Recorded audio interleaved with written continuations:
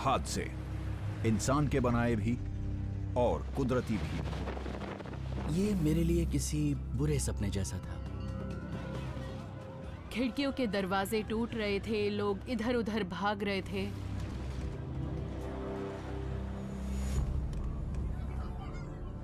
ये हादसा हमें दिखाता है कि हमें क्या नहीं करना चाहिए।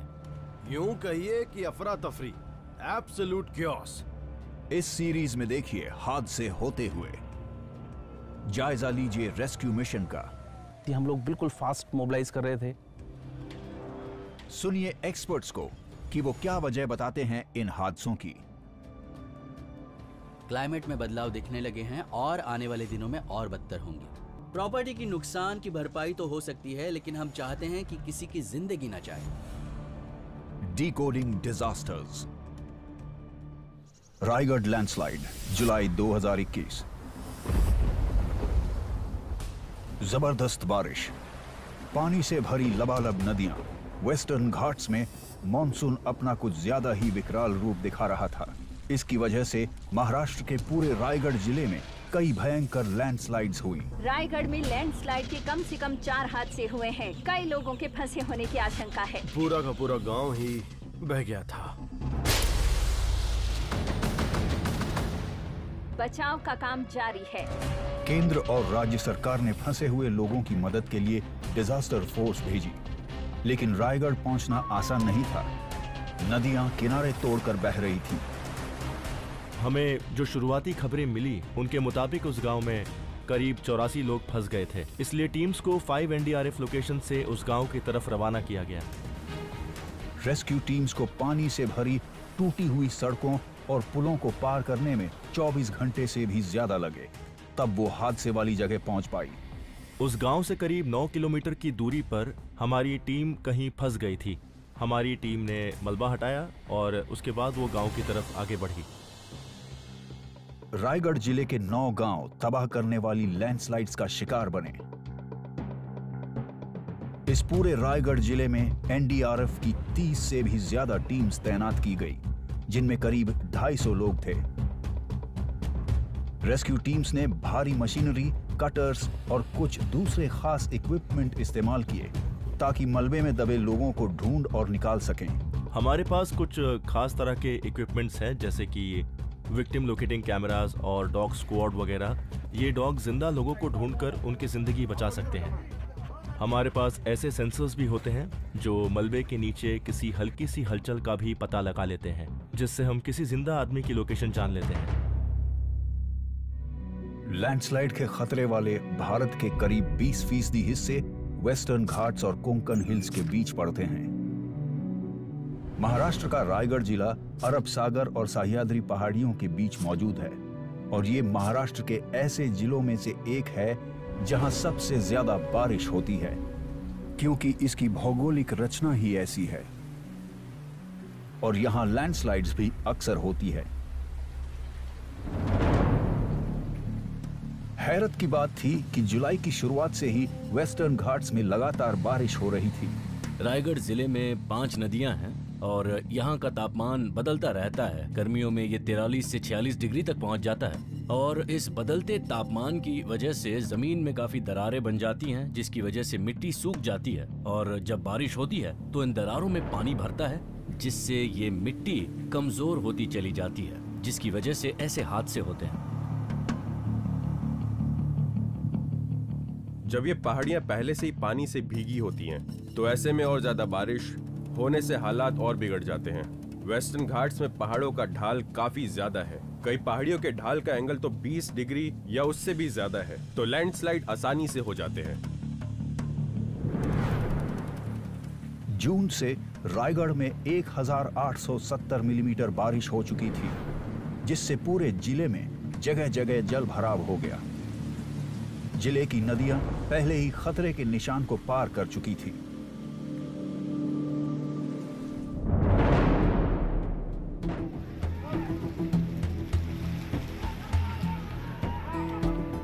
इस हादसे की वजह से रायगढ़ में 100 से भी ज्यादा लोगों की जान चली गई और हजारों लोग बेघर हो गए।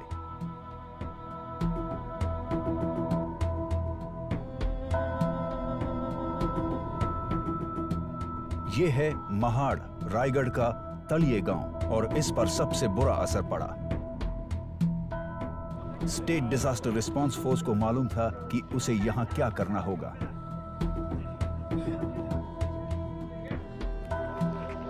हम हादसे वाली जगह 24 की सुबह 7 बजे पहुंच गए थे। घरों के ऊपर बहुत बड़ा लैंडस्लाइड हुआ था, सब कुछ कीचड़ में दब गया था और वहाँ जमीन समतल हो गई थी। हमने रेस्क्यू का काम सुबह 7:30 बजे शुरू किया। मैंने TDRF टीम के 15 सदस्यों से कहा कि वे 2.5 से 3 एकड़ में फैली जमीन को पहले छानना शुरू करें, क्योंकि अगर कोई मलबे में फंसा भी होगा तो भी कीचड़ में 2 से 3 दिन तक तो जिंदा रहेगा ही। कीचड़ में कोई भी काम करना कठिन हो जाता है और तलिए में कोई भी जीवित नहीं बचा था।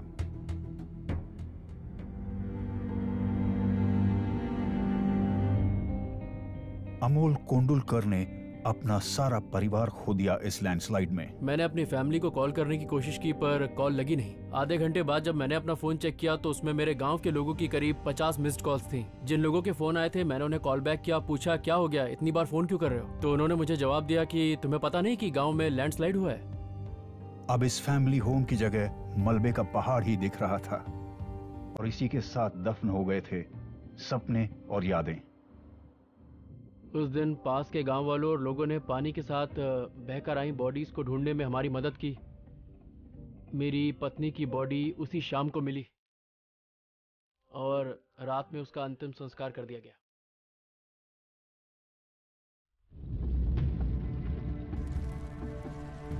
रायगढ़ लैंडस्लाइड से हुई इतनी तबाही की 2 वजहें थीं। एक तो ये थी कि बहुत ज्यादा मलबा बहुत तेज रफ्तार पर काफी दूर से आया था और ये रास्ते में अपने साथ काफी कुछ बटोरता आया था। और दूसरी वजह यह है कि बदकिस्मती से इस लैंडस्लाइड के रास्ते में एक पूरा का पूरा गांव आ गया था। तो जब इस लैंडस्लाइड का सामना गांव से हुआ तो नतीजे बहुत भयंकर निकले। कोई लैंडस्लाइड तब होता है जब बहुत सारी चट्टानें, मलबा और कीचड़ ढालों पर से आगे बढ़ने लगते हैं। इनकी शुरुआत इंसानी वजहों या कुदरती कारणों से हो सकती है जो ढाल को अस्थिर बना देते हैं। अब ज्यादातर इंसान की कारगुजारियों की वजह से लैंडस्लाइड होने लगी हैं। हम ऐसी जगहों पर जा रहे हैं जहां हमें नहीं जाना चाहिए। हम इकोसिस्टम में घुसपैठ कर रहे हैं, हम सड़कें बना रहे हैं, डैम बना रहे हैं, बड़े पैमाने पर ब्लास्टिंग कर रहे हैं, जंगल काट रहे हैं और इन तमाम वजहों से ये इलाके और भी बदहाल होते जा रहे हैं। बारिश की वजह से जो लैंडस्लाइड्स हुए उनके कारण रायगढ़ के कई गांवों और कस्बों में लोगों की जान गई। 100 से भी ज्यादा लोग मारे गए और इसने अपनी कुदरती ताकत से स्थानीय लोगों को हैरान कर दिया।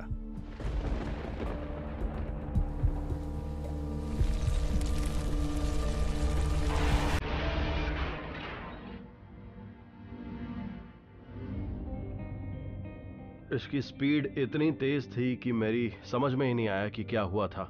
मलबे ने मुझे मेरे घर की तरफ धकेल दिया था। मैं बेहोश हो गया और जब मुझे होश आया तो मैंने सर उठाकर अपने घर की तरफ देखा और जो मंजर मेरी आंखों के सामने था उससे यही लग रहा था कि शायद ही वहां कोई जिंदा होगा।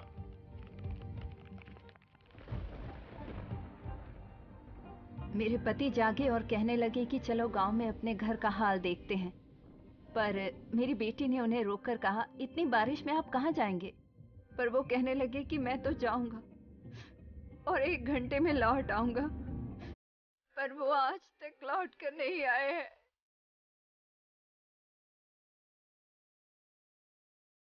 ये लोग मुश्किल में थे और इनका जिला बाकी राज्य से कट चुका था, तो इन्होंने अपने लिए खुद ही कुछ करने की सोची। हम ग्राम पंच इकट्ठे हुए और हमने सरकारी दफ्तरों को फोन करने की सोची, पर पानी के बहुत ज्यादा जमाव और बारिश की वजह से हम किसी से भी संपर्क नहीं कर पाए। हम में से कुछ सड़क को साफ कर रहे थे, कुछ घायलों को हॉस्पिटल ले जा रहे थे और कुछ मर चुके लोगों को मलबे से निकाल रहे थे। हम लोगों ने साथ काम करते हुए 29 बॉडीज निकाल ली। अगले हफ्ते के दौरान पूरे रायगढ़ जिले में करीब 2000 लोगों को सुरक्षित बचा लिया गया। देखिए, हम कुदरती आपदाओं को रोक नहीं सकते हैं। हम तो सिर्फ अर्ली वार्निंग सिस्टम की मदद लेकर पहले से एहतियाती कदम ही उठा सकते हैं। हर साल हमें मौसम का पूर्वानुमान मिलता है और हम लोगों को ऐसी जगहों से निकालते हैं। कभी कभी ये तरीका काम करता है तो कभी नहीं करता। तरीका कामयाब होने पर भी हम सिर्फ लोगों की जान ही बचा सकते हैं, उनकी रोजी नहीं। लेकिन ये जरूरी है क्योंकि क्लाइमेट चेंज की वजह से भविष्य में ऐसे हादसे और बढ़ते जाएंगे।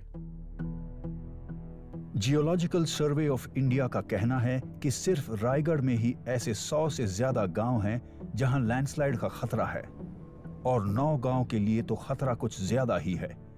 यानी हमें फौरन कोई बड़ा कदम उठाना होगा। पहला इंजीनियरिंग समाधान है रिटेनिंग वॉल। हम ये पक्का करने के लिए रिटेनिंग वॉल बनाएं, अगर कोई लैंडस्लाइड होता भी है तो चट्टान और कीचड़ इंसानी बस्तियों पर न गिरे।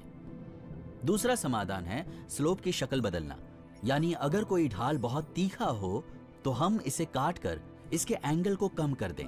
तीसरा सॉल्यूशन ये है कि इसके इलाके को रीइंफोर्स कर दिया जाए, यानी हम इस स्लोप को स्थिर बनाने के लिए इसमें सीमेंट इंजेक्ट करें।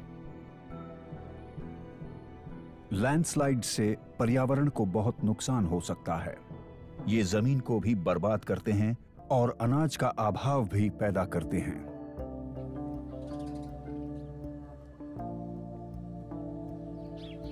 हमें साइंस को एकदम जमीनी स्तर तक ले जाना होगा ताकि किसान क्लाइमेट चेंज से जुड़े सारे साइंटिफिक इनपुट्स को अपनी खेती के तौर तरीके में शामिल कर सके और उसकी इसी तरह प्रगति हो सके। फिलहाल जो लोग रायगढ़ लैंडस्लाइड में अपने परिवारों को गंवा चुके हैं, जिनकी रोजी रोटी छिन चुकी है, उनके लिए राहत दूर की कौड़ी है। जिस परिवार के लिए मैं इतनी मेहनत कर रहा था, जिसके लिए मैं घर से दूर रहकर काम कर रहा था, उनके बिना मेरी जिंदगी के कोई मायने नहीं है। मैं भी अब इस दुनिया से विदा ले लेना चाहता हूँ। क्या करूंगा अब मैं जी के?